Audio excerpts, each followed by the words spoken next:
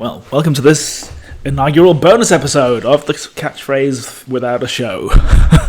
Why not? Everything is interesting, and I'm going to read the story of the 4 little children who went around the world by Edward Lear, and I have not read this, so I'm going to be responding to this in real time. So that'll be fun. So story time for us all. Excuse me, my voice is not great. That's the best time to be reading stories. Once upon a time, a long while ago, there were 4 little people whose names were Violet, Slingsby, Guy, and Lionel. Guy looks a bit creepy, to be honest. Okay. And they all thought they would like to see the world. So they bought a large boat to sail quite round the world by sea, and then they were to come back on the other side by land. The boat was painted blue with green spots, and the sail was yellow with red stripes. When they set off, they took only a small cat to steer and look after the boat, besides an elderly quangle-wangle who had to cook dinner and make the tea, for which purposes they took a large kettle. For the first 10 days they sailed on beautifully and found plenty to eat, as there were lots of fish, and they only had to take them out of the sea with a long spoon when the quangle-wangle instantly cooked them, and the pussycat was fed with the bones, with which she expressed herself pleased on the whole, so that all the party were very happy. During the daytime, Violet chiefly occupied herself in putting salt water into the churn, while her 3 brothers churned it violently in the hope that it would turn into butter, which it seldom, if ever, did. And in the evening, they all retired into the tea kettle, where they all managed to sleep very comfortably, while Pussy and the quangle-wangle managed the boat. Am I allowed to ask what a quangle-wangle is? I mean, we can see that thing. I guess we're not really supposed to see what it is. It looks kind of creepy. It hides its face behind the sail. After a time, they saw some land at a distance, and when they came to it, they found it was an island made of water, quite surrounded by earth. So a lake. Besides that, it was bordered by evanescent isthmuses, with a great Gulf Stream running about all over it, so that it was perfectly beautiful, and contained only a single tree, 503 feet high. When they had landed, they walked about, but found to their great surprise that the island was quite full of veal cutlets and chocolate drops and nothing else. So they all climbed up the single high tree to discover, if possible, if there were any people. But having remained at the top of the tree for a week and not seeing anybody, they naturally concluded that there were no inhabitants. And accordingly, when they came down, they loaded the boat with 2,000 veal cutlets and 1,000,000 of chocolate drops, and these afforded them sustenance for more than a month, during which time they pursued their voyage with the utmost delight and apathy. After this, they came to the shore, or a shore, where there was no less than 65 great red parrots with blue tails, sitting on a rail all of a row, and all fast asleep. And I am sorry to say that the pussycat and the quangle-wangle crept softly and bit off the tail feathers of all the 65 parrots, for which Violet reproved them both severely. As much she should. Notwithstanding which, she proceeded to insert all of the feathers, 260 in number, in her bonnet, thereby causing it to have a lovely and glittering appearance, highly prepositioned and efficacious. Doesn't she look culturally appropriating? The next thing that happened to them was in the narrow part of the sea, which was so entirely full of fishes that the boat could go no further. So they remained there about 6 weeks, till they had eaten nearly all the fishes, which were soles, and all ready cooked and covered with shrimp sauce, so there was no trouble whatever. And as the few fishes that remained uneaten complained of the cold, complained spelled strangely, And as the few fishes that had remained uneaten complained of the cold, as well as of the difficulty they had in getting any sleep, on account of the extreme noise made by the Arctic bears and the tropical turnspits which frequented the neighbourhood in great numbers, Violet most amiably knitted a small woolen frock for several of the fishes, and Slingsby administered some opium drops to them, which through kindness they became quite warm and slept soundly. So, putting sleeved woolen frocks on the fish and making them high seems to be the solution. Then they came to a country which was wholly covered in immense orange trees of a vast size and quite full of fruit. So they all landed, taking with them a tea kettle, intending to gathering some of the oranges and placing them in it. But while they were busy about this, a most dreadfully high wind rose and blew out most of the parrot tail feathers from Violet's bonnet. That, however, was nothing compared with the calamity of the oranges falling down on their heads by millions and millions, which thumped and bumped and bumped and thumped them all so seriously that they were obliged to run as hard as they could for their lives.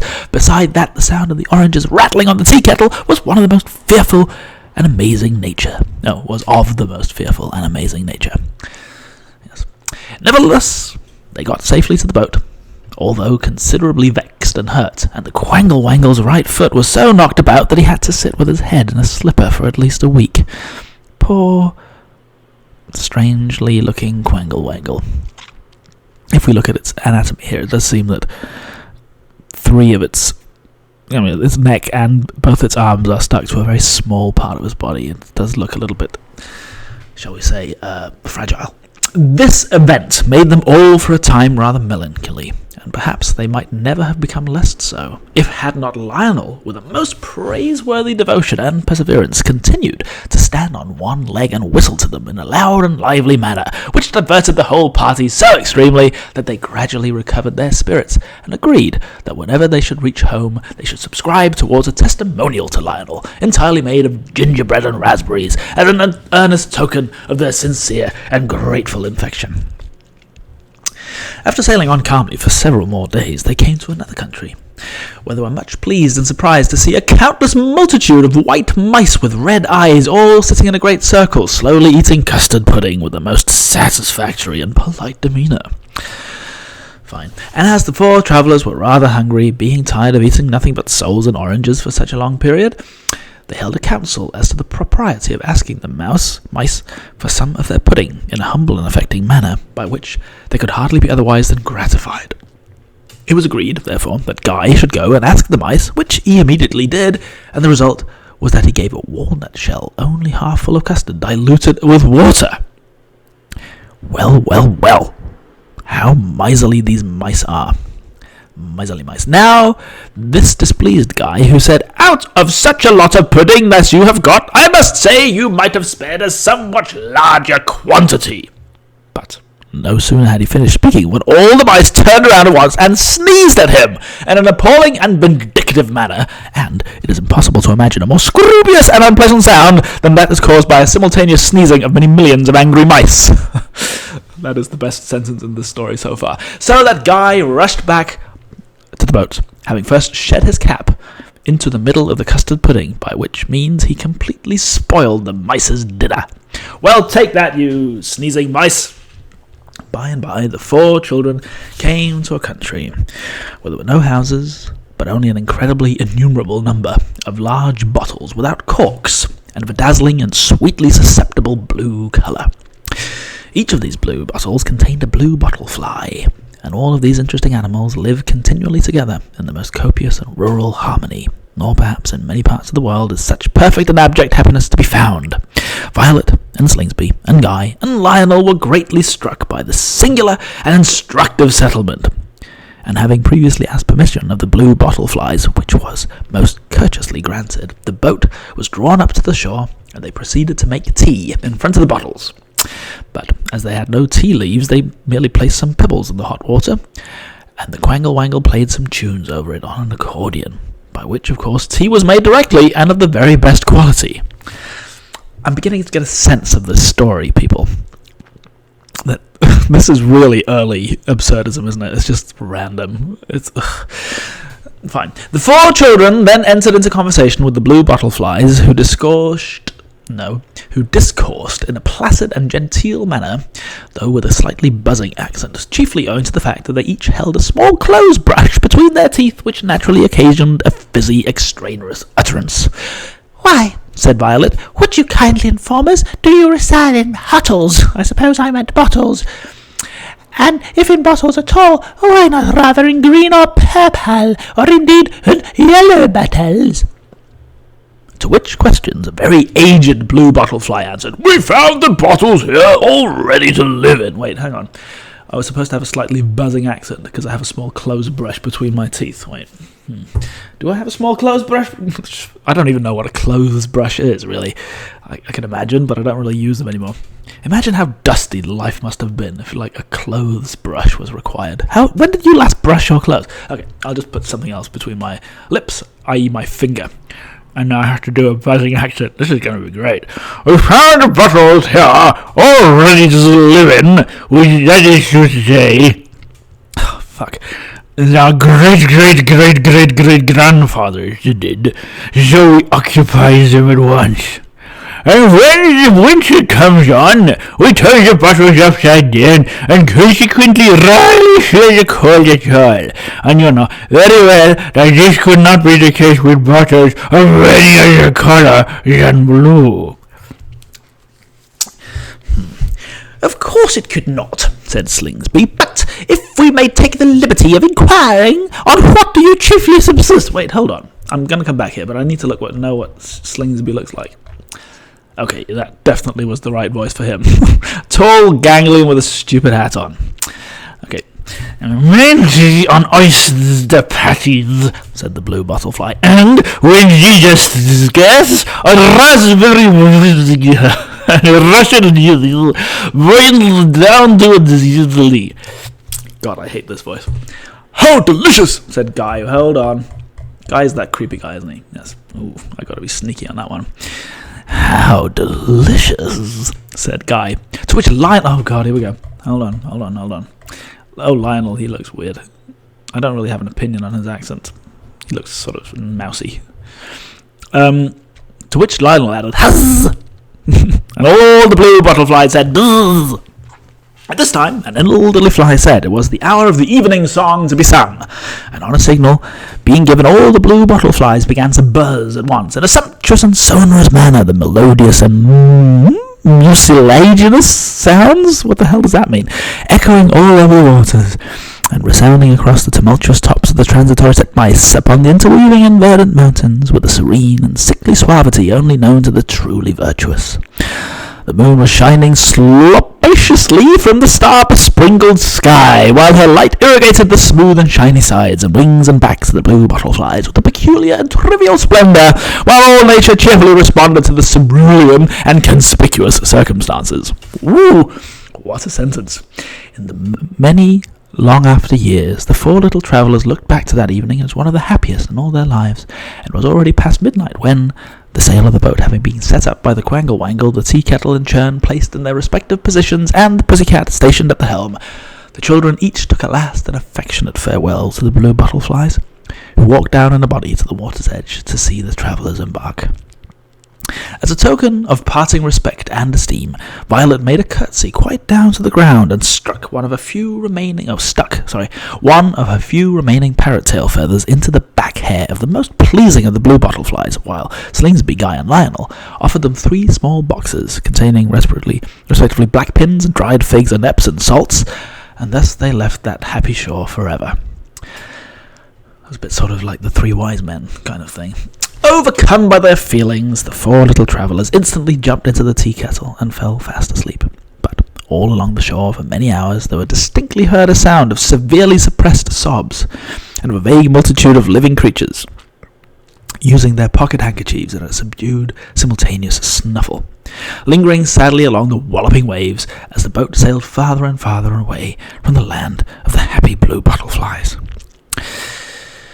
Nothing particular occurred for some days after these events, except that as the travellers were passing a low tract of sand, they perceived an unusual and gratifying spectacle, namely, a large number of crabs and crawfish, perhaps 600 or 700, sitting by the waterside and endeavouring to disentangle a vast heap of pale pink worsted, whatever that is, which they moistened at intervals with a fluid composed of lavender water and white wine negus.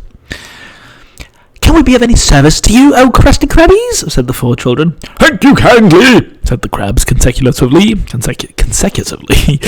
So, like 3 different crabs. Thank you kindly, I suppose. "We are trying to make some worsted mittens, but do not know how." On which Violet, who was perfectly acquainted with the art of mitten making, said to the crabs, "Do your claws unscrew, or are they fixtures?"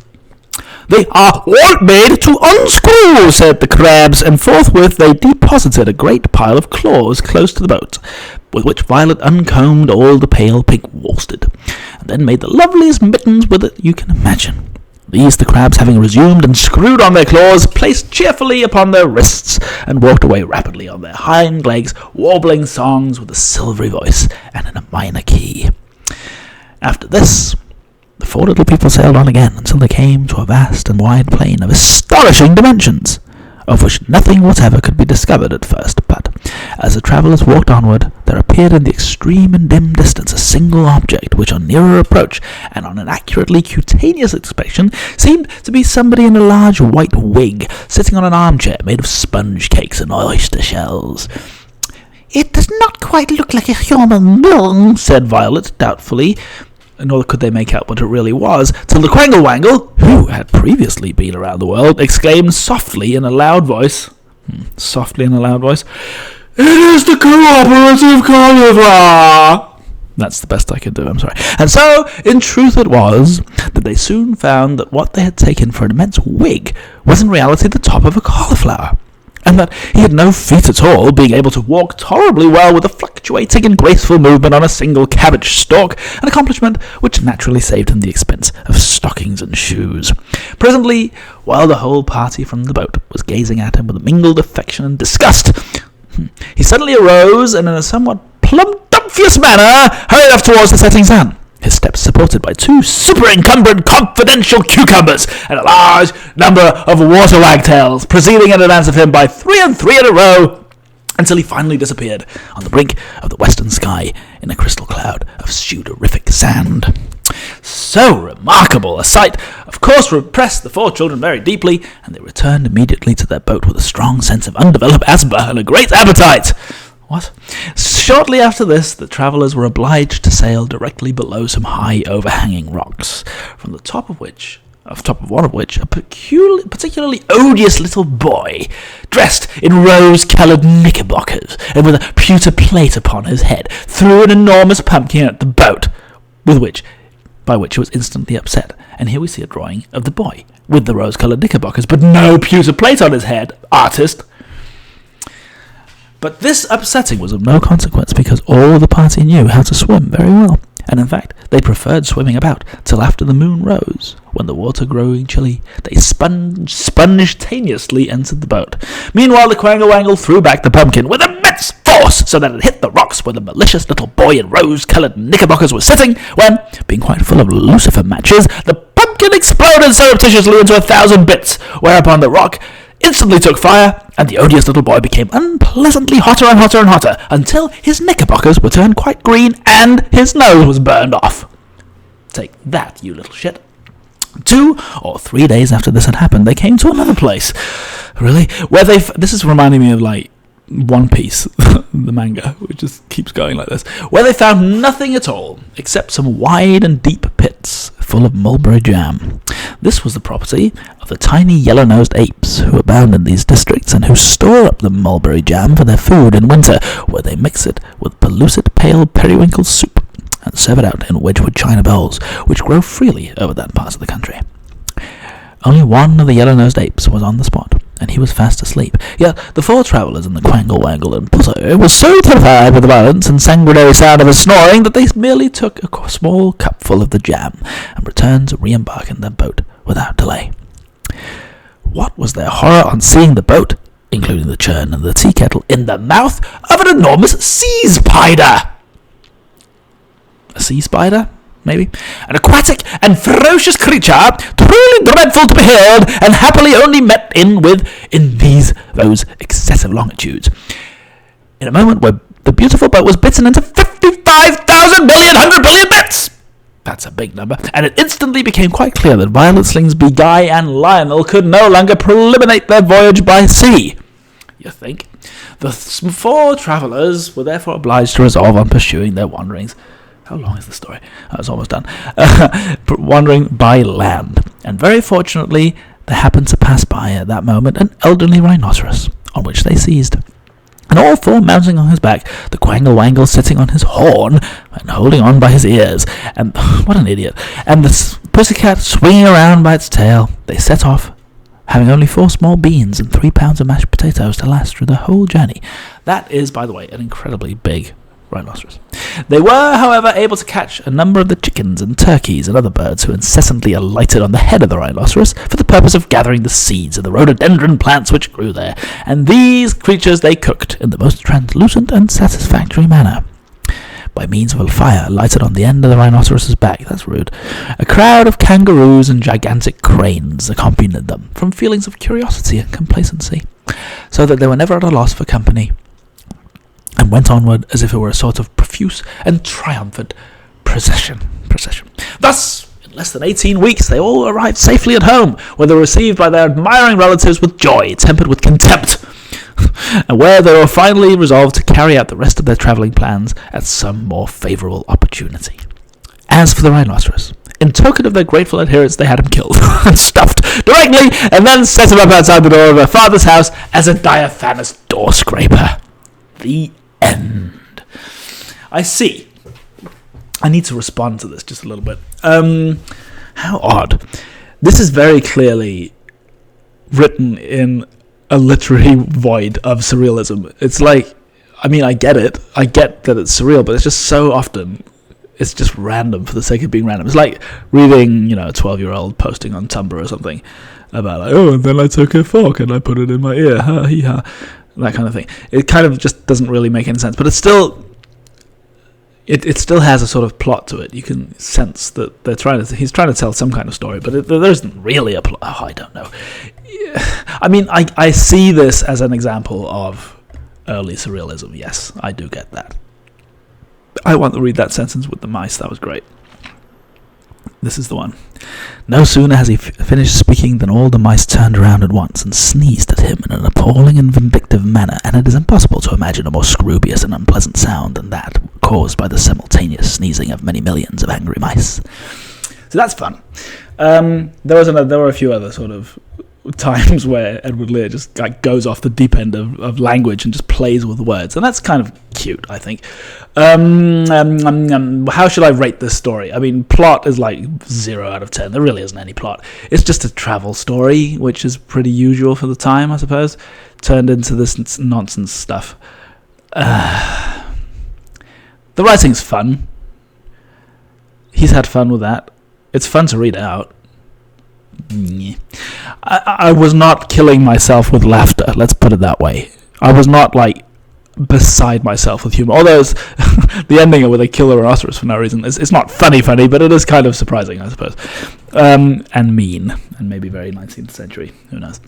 Okay, well, that was that, I suppose. I will refer to this in the episode, because I recorded this before I recorded the episode. So now you know how I do things. Thank you for that, and I suppose now you're watching this if you're even watching this, I mean, congratulations for getting this far. I mean, here's a point.